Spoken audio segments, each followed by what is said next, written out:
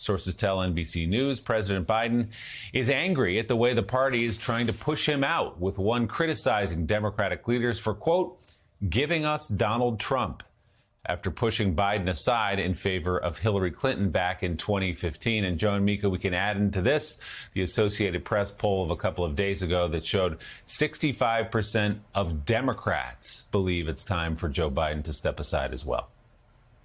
That's rough sledding. Joining us now, chair of the Biden-Harris campaign, Jen O'Malley Dillon. Jen, thank you for being on. So what is the plan? Is Joe Biden still in the race? Does he plan to stay in the race? And if so, what's the plan? Thanks so much for having me, Mika. And look, absolutely the president's in this race. You've heard him say that time and time again. And I think we saw on display last night exactly why, because Donald Trump is not going to offer anything new to the American people. He's the same person he was in 2020. He's the same person he was at the debate stage. He's the same person he is that is about himself and not about the American people. And Joe Biden is more committed than ever to beat Donald Trump. And we believe on this campaign, we are built for the close election that we are in, and we see the path forward. The president is the leader of our campaign and of the country, and he is clearly, in our impression and what we've built and in our engagement with voters, he is the best person to take on Donald Trump and prosecute that case and present his vision versus what we saw last night. So Jen, what do you say to Democrats who say he can't win and that there are better candidates that can go out there and beat Donald Trump? Yeah, I mean, look, of course, you know, I'm not here to say that this hasn't been a tough several weeks for the campaign. There's no doubt that it has been. And we've definitely seen some slippage in support, but it has been a small movement. And you know this. The reason is because so much of this race is hardened already. The American people know that the president is older. They see that. They knew that before the debate. Yes, of course, we have a lot of work to do to make sure that we are reassuring the American people that, yes, he's old, but he can do the job and he can win. And I think that that's really fundamentally what we're built for as a campaign. This entire campaign has been built for how close this race is going to be. It was close in 2020. It's going to be close in 2024. But what people know about the president is pretty hardened. And so for us, we know that people are not moving from Joe Biden to Donald Trump. What they're doing is they're saying to us, can he do it? And the president's saying, yes, I can. And they're moving to unsure, uncertain, because there's a lot of conversation, as you've already mentioned, that's happening right now. What's happening? What's not happening? He's absolutely in it. He's got to show that he is fighting for the American people. He's done that day in and day out since the debate. And he is also really holding the people that have been with him all along. And we see that, yes, you know, obviously, of course, we're looking at analytics. We're looking at polling. We're seeing, you know, what a lot of people are seeing, of course. But we're also looking at a lot of numbers that matter, too, which is what is happening on the ground. And those numbers of our engagement with voters matter. So just as a sample, we did about 100,000 door knocks this week. So over the last few days, all across the battleground states, so just battleground states. And these are people which we would call re-engagement targets. So they're people that have been with us in 2020. Maybe they're not engaged in the race. Maybe they're, you know, not as partisan and political as we are. So we have a little extra work to talk to them. And then expansion targets. These are new people that weren't with us in 2020, but because of what Donald Trump's done with Roe v. Wade, because of what's happened in this country, they are open to us. These are women, they're suburban voters, they're independents. So we go out and we're door knocking just this week. So this isn't in the past, this is this week. Did about 100,000 door knocks. 76% of those people we knocked on doors and we talked to are with Joe Biden. We have about 16% or so that's undecided. They have questions. You know, is he in this race? What's going to happen? And then a small percentage that are not available to us. So, of course, we're looking at the full picture. But when you get to the bottom and the heart of what we are doing every day from the campaign, and we are dealing with the voters that are in battleground states, they have questions, but they are staying with Joe Biden. And our numbers are showing that. So I'm curious then what you think about, for example, someone like Nancy Pelosi equivocating on this, because that's someone whose political acumen is unmatched for sure. And I think it's safe to say, I think we both would agree, Jen, that the chaos, the disorganization, the lack of unity that we are seeing right now in the Democratic Party and in support for Joe Biden is very damaging and is paving the way for a Trump win. So my question to you is, what does Joe Biden and the campaign say to those who continue to say he should step down, including incredibly high-profile names like Chuck Schumer and whispers from former President Obama? And how does Joe Biden compare to the other names floating out there as replacements for him?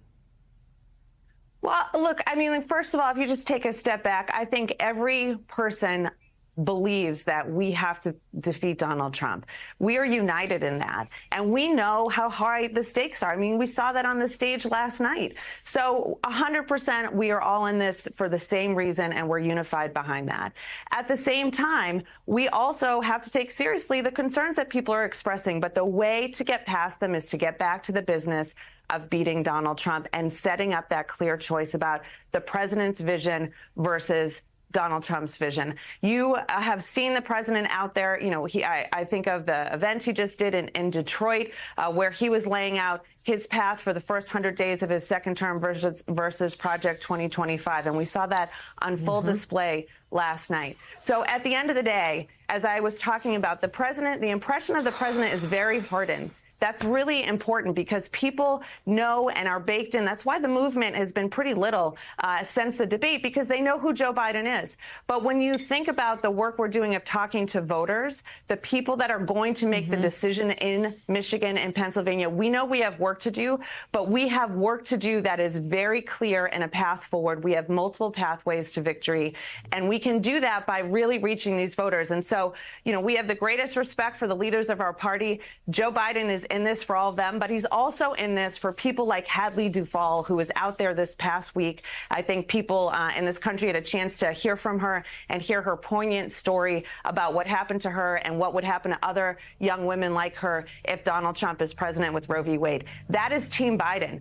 Today, we rolled out a new ad in Georgia about a doctor who is talking about what's at stake for her community with the rollback of rights and reproductive health care for our country. So at the end of the day, it's going to take all of us unifying and moving forward. There's no doubt. But it is about the people that we're talking about. Joe Biden's not in this alone. He is an amazing vice president. But the people that are standing up, 1,300 women, black women leaders across this country put out a letter yesterday saying they're with Joe Biden and the 14 million people that made him the Democratic nominee, and they want us to move forward and unify so we can go back to fighting Donald Trump. We're going to have an endorsement later today from a very significant national organization as well. So we continue to grow support. We have a lot of work to do, there's no doubt, but there is a path, and the perception of the president is as clear as before. It is a hardened perspective on who he is and his leadership, and they know him as President Biden, but they also know him as Joe Biden, and they know who he's fighting for, and the voters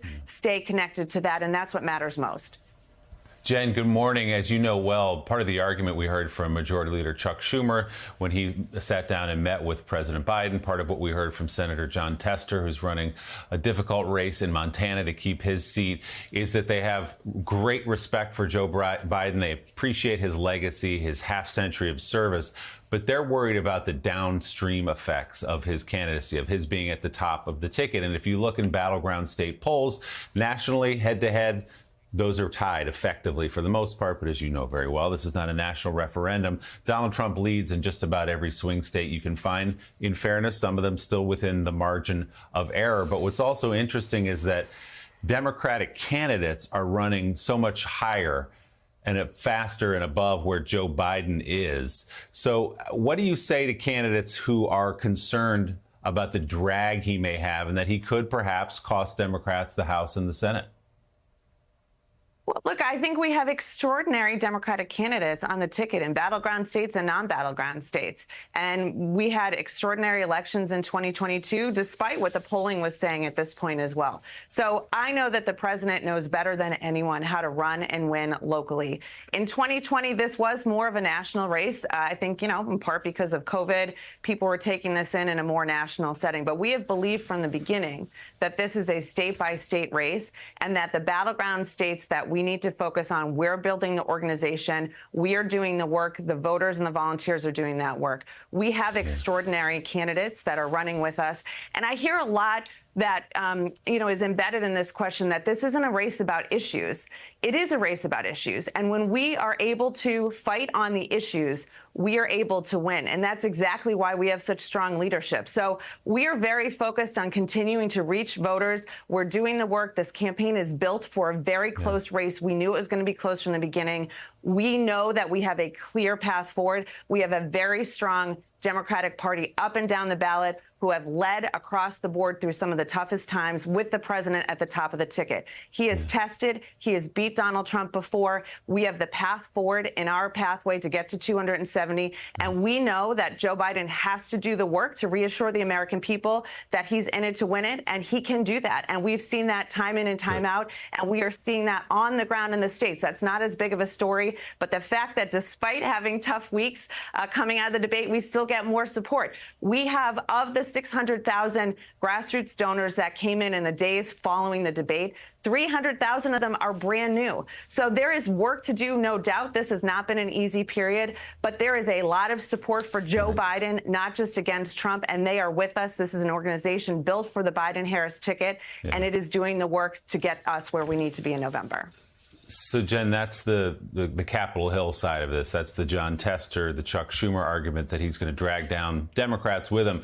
What do you say, though, more importantly, perhaps, to regular people, regular Democrats who, again, like Joe Biden, voted for him in 2020, appreciate him, but watched that debate, frankly, a couple days ago, watched him get on and off Air Force One and held their breath and go, that's a guy I love, but a guy who I just think is too old to win this election and to be president for 4 more years. I'm talking about regular people, the kind of people we all meet when we go out, our families, when we go out to restaurants, when we go to the gas station, who go, I'm a Democrat, I want to beat Donald Trump, but I don't think he's the guy because he's too old. What do you say to them this morning? Well, look, you're focusing on exactly what we're focused on, the voters. And there's no doubt. Look, I'm not here to just say this is a elite and media narrative. We have to understand exactly what we're seeing, as we've talked about. We know that we've slipped a bit from the debate, and we know that the president has to prove to the American people exactly what he believes, that he's in this to win this, he can do this. Not only that we have a campaign to do it, but he can do it. And he is, the only person that's done it before. And the way we do that is by showing the president out there doing the work, fighting for these voters. And, I go back to Detroit because I think that's such a clear contrast. That was just a week ago. And he was out there with bigger crowds than we've had at any other point during the campaign, energized, excited. And as he has been having discussions and hearing the concerns that have been talked about on your show and others, he's also hearing from voters. And what they're saying is, we've got you, Joe. We are in this. Stay with us. For every person that said that they are concerned, we've had another person that's seen him and have said, you are our guy and we want to be with you. In Detroit, we didn't organize some kind of rally chant for people to say, don't you quit. That was organic. And those homemade signs and people standing in line to show up there. And you've heard it. We've heard it. More and more people see Donald Trump. They dislike him. They remember why he is such a threat to this country. The more and more people that see Joe Biden out there post-debate, they are reassured that he is in it to win it, and he can do that. Of course, he's got COVID right now, and so, he's got some mild symptoms, but he's going to be back on the campaign trail next week, and he's going to continue to do that. This is definitely a hard period for the campaign. But when the president has been out there talking to voters and being with voters, when they have seen him lay out the contrast, shown that he is doing the job of leading this country and his candidate, they see in him the person that's going to win. It's been a very rough stretch for the campaign since the debate over the past 2 or 3 weeks. It seems like 5 years now. And it continues to go on. And the president has said time and time again, I'm in this race. I'm not getting out of this race. And leaks continue by the day, whether it's from President Obama or what he said to him, or whether it's from Chuck Schumer, or you just go down the list.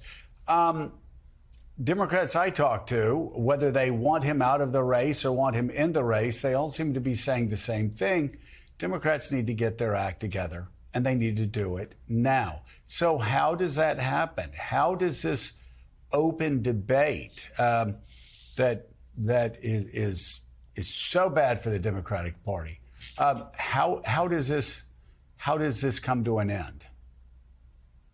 Well, look, I think, first of all, we are at the period of this campaign where Donald Trump is at his peak with his numbers. There's no new voter he's bringing to the table, right? So that's an important kind of framing to remember. And we are about to head into our convention. We're about to head into, the delegates of this party who are there for Joe Biden. Those delegates are going to nominate the president as the candidate moving forward and as our nominee.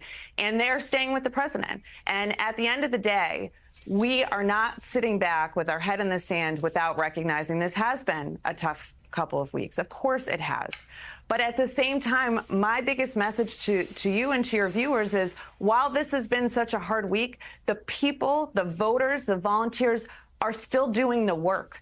The people like Hadley Duvall are traveling to Milwaukee to make sure that in all of this, that their story isn't lost. For every bad story and leak and someone that thinks they know about something that happened with the president in some conversation that he's not having, there is a person, a senator, a governor, a real person that is out there in Milwaukee making the case, that is in a battleground state holding an event, mayors from all across the country, labor that are standing with him, that have members in every single state. So there is no doubt we need to move forward. There is no doubt we have to go back to focusing on taking on Donald Trump, because there is too much at stake. There is no doubt that the people that have driven this conversation care about this country as much as the president does.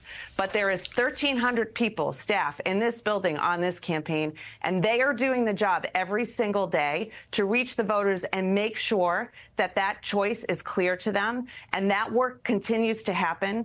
The president has the delegates. He has the support. He was elected in this process by 14 million voters. In 2020 by 81 million, more than anyone before him. The broad coalition of people that stand with the president is bigger and wider than the people that don't want him to run. And those are the people that are doing the work in the states that really matter. And I am confident when we get back to being able to go take the case to Donald Trump, we have the time to do it, and we can bring home the people that have some concerns or are a little undecided today, because when they see those two head to head and the visions they have for this country, there is no doubt in my mind that the American people are going to be with Joe Biden.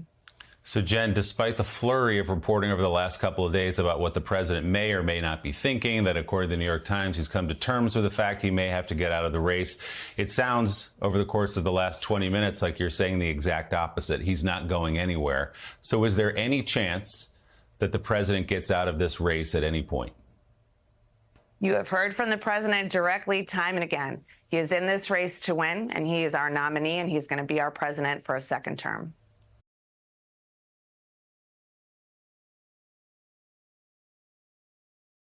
Hey there, MSNBC fans. I'm Luke Russert, and be sure to join me, Rachel Maddow, Jen Psaki, Lawrence O'Donnell, Steve Kornacki, Joy Reid, and many more September 7th in Brooklyn, MSNBC Live Democracy 2024. Click on the link for ticket information. We will see you there.